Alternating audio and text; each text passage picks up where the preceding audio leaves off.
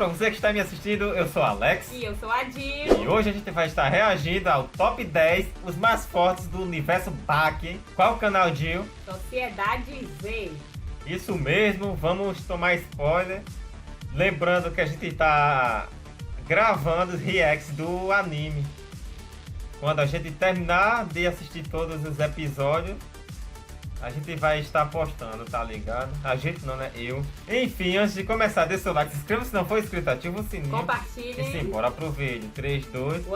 A nova temporada de Baki chegou e abalou as estruturas. Novos personagens como Jun Guevara apareceu. Ele era a representação de Che Guevara, com poder suficiente para derrotar alguém como Mike Tyson e conseguir lutar com Oliver Biscuit. Guevara teve uma excelente participação. O cara era capaz de fazer os Estados Unidos o temer.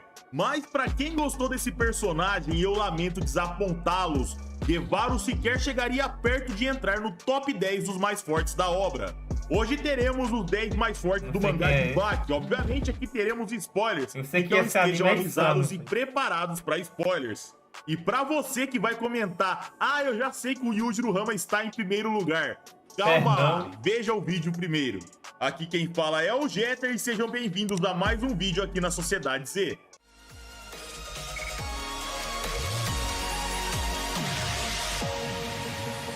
Mano, os caras é insano demais. Os caras no soco e explodem a cabeça dos caras.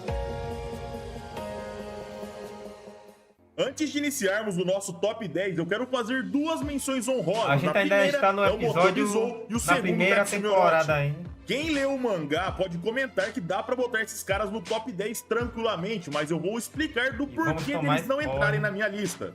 Eu vou inverter e vou falar do Katsumi primeiro. Ele que é o filho do Doppo, seu nível de luta está absurdo no mangá, sendo capaz de realizar, entre aspas, Sonic Booms. Seus golpes passam da velocidade do som. Ele moldou sua estrutura óssea, moldada para golpear e quebrar a barreira do próprio som, simulando chicotes. Só que quando o Katsumi Orochi enfrentou alguém como o Piccolo, ele quase se matou batendo no homem pré-histórico. Seus braços eram destruídos ao bater, fora que ele perdeu o braço no pós-luta, foi devorado pelo Piccolo. Então, pelo fato do seu corpo não resistir ao seu ímpeto, não resistir à invulnerabilidade do Piccolo, ele não estará na lista.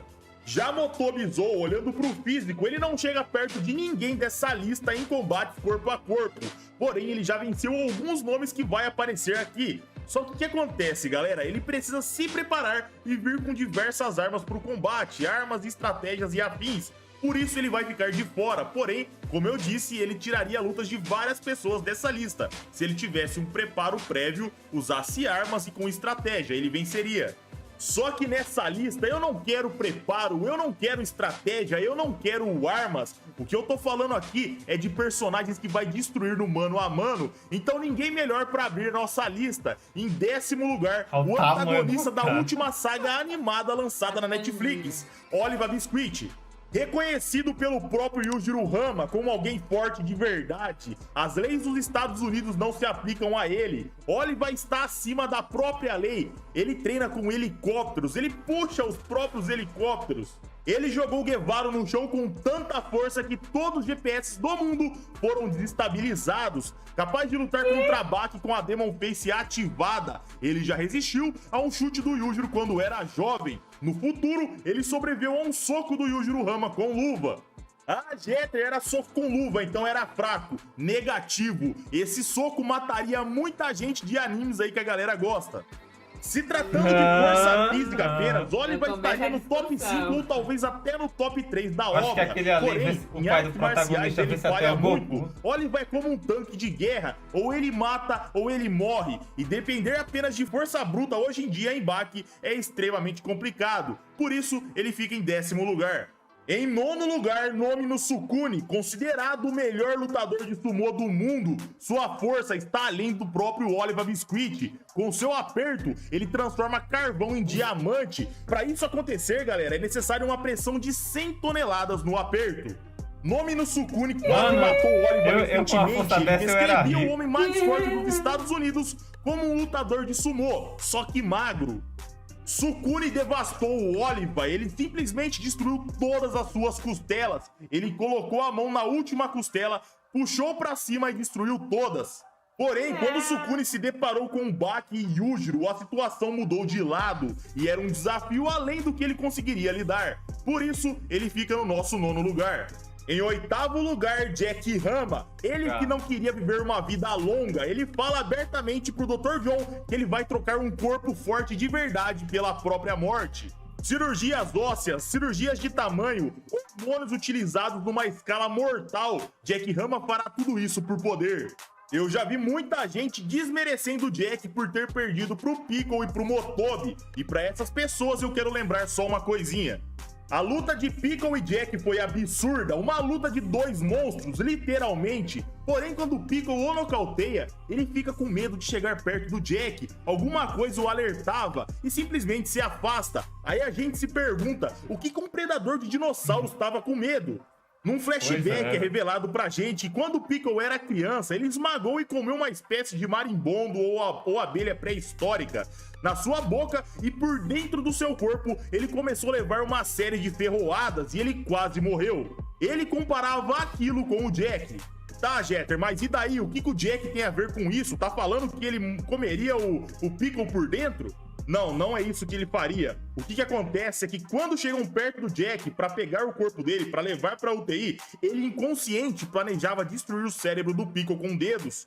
Algo que a obra deixa claro pra gente que se acontecesse, o Piccolo simplesmente morreria, porém o instinto de predador dele o alertou e ele soube evitar. Durante a luta, o Jack perdeu metade do seu rosto contra Piccolo e ainda assim continuava a ir pra cima. No pós-luta, ele foi pra UTI, ele se levantou do coma e partiu pra lutar de novo. Ele foi derrotado novamente e na 3ª vez que ele iria voltar, o Baki o para. Contra Motobi, que a galera zoa, que ele tava com armas e com preparo lá, o Jack perdeu, isso é verdade. Mas Motobi é o Batman, só que de Baki. Com preparo, ele venceu até Miyamoto Musashi, então não é demérito algum ele ter perdido pra esse cara.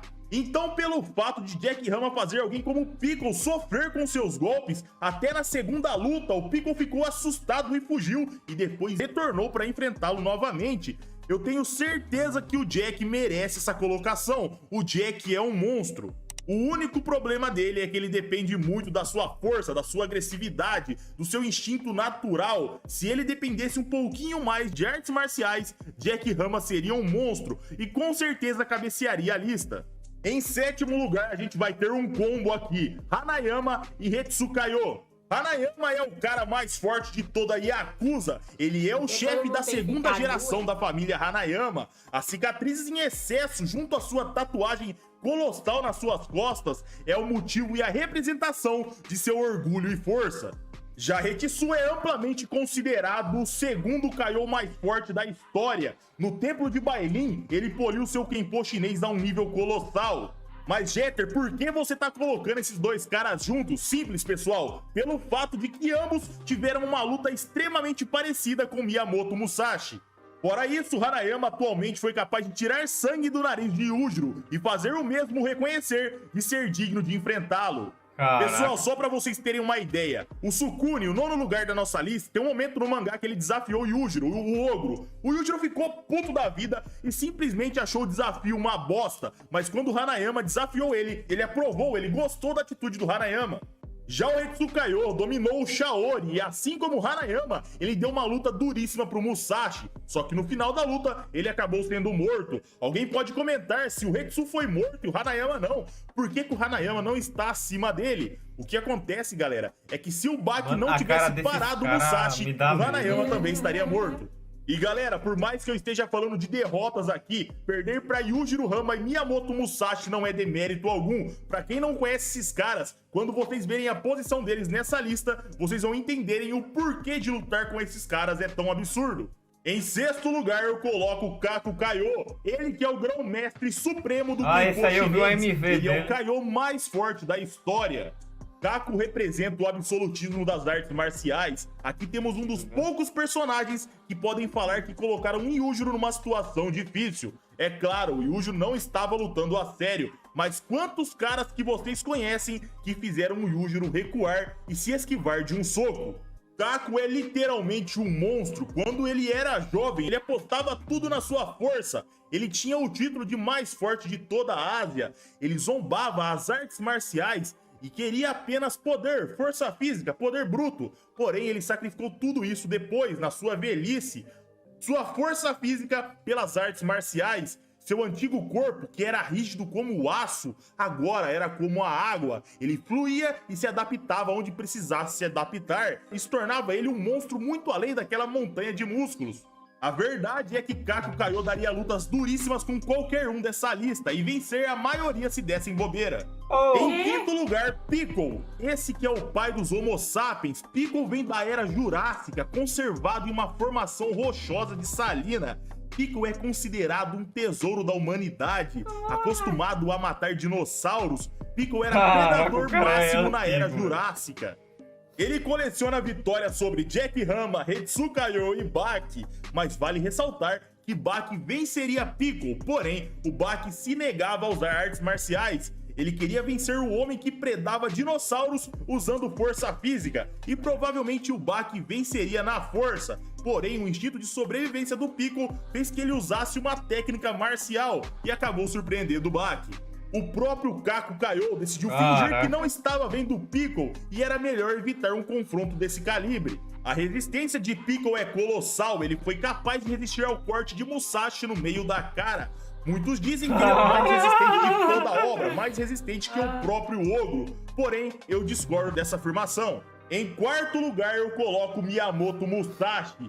Ele que é o espadachim mais forte da história, clonado na era atual. Miyamoto Musashi chacoalhou todo o verso de Baki. Ele matou Hetsu, quase matou Hanayama. Se Motobi não impedisse, ele derrotaria o Jack Rama. Ele venceu e fez o Piccolo fugir e se borrar de medo. Ele venceu o Baki no primeiro confronto e desafiou o próprio Yujiro. Sua maestria com a espada é tão polida que mesmo sem espadas na mão, ele cria ilusões. O alvo sente o corte mesmo sem ter espada alguma. Muitos afirmam que ele está acima de Baki no nível de Yujiro, pelo fato de que Yujiro e ele eram simbolizados como um além de dragões mitológicos. Mas estarem além não significa que eles são do mesmo nível, então eu discordo dessa afirmação. Já contra Baki, que é o nosso terceiro lugar dessa lista, já aproveitando o embalo, já dá margem para essa interpretação. Eles estão num nível próximo sim, por mais que o Baki tinha controle sobre a vida de Musashi durante o combate. O que acontece, galera? O Musashi não estava com a sua espada, não estava com a espada física, porque ele estava fazendo os cortes ilusórios dele lá. Porém, pela forma que o Baki lutou, tendo certeza que ele estava no topo e faria Musashi partir para outro mundo, falando que massacraria o próprio Musashi, e realmente fazendo isso, eu acredito que o Baki está sim um nível acima. Mesmo se o Musashi tivesse com a espada, eu acredito que o Baki venceria. Tem um momento no mangá que o Baki bate em Musashi com tanta força que a própria alma do samurai chegou a sair do seu corpo. Quando o Baki for lutar contra Yujiro, no começo ele começa levando um pau, isso é verdade, porém, com o passar do combate, a luta se tornou extremamente equilibrada. Yujiro tratou o Baki com um certo carinho em alguns momentos do combate, o poupando em alguns momentos, isso é verdade, galera. Porém, tem uma hora no combate que ele simplesmente tenta matar o Baki. Ele olha pro Baki e fala o seguinte: se você é um Rama, resista, porque eu vou tentar te matar.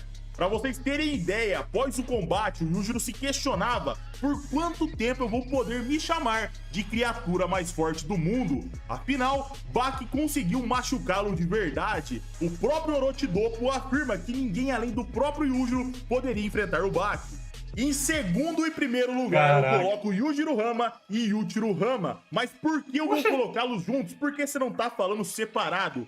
Porque não sabemos quem é o mais forte.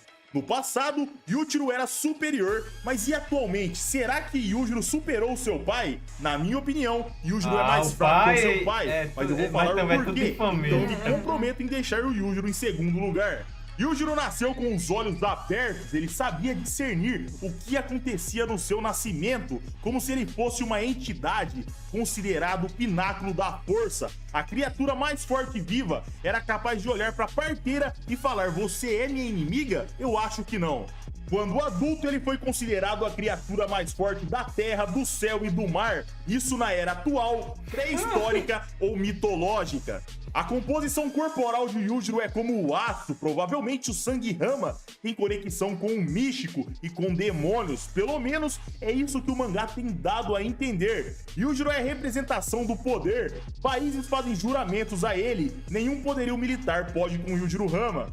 Mas pô, Peter, você tá falando que esse cara tá em segundo lugar? Por que raios você pensa que Yujiro Rama, o pai do ogro, merece o primeiro lugar?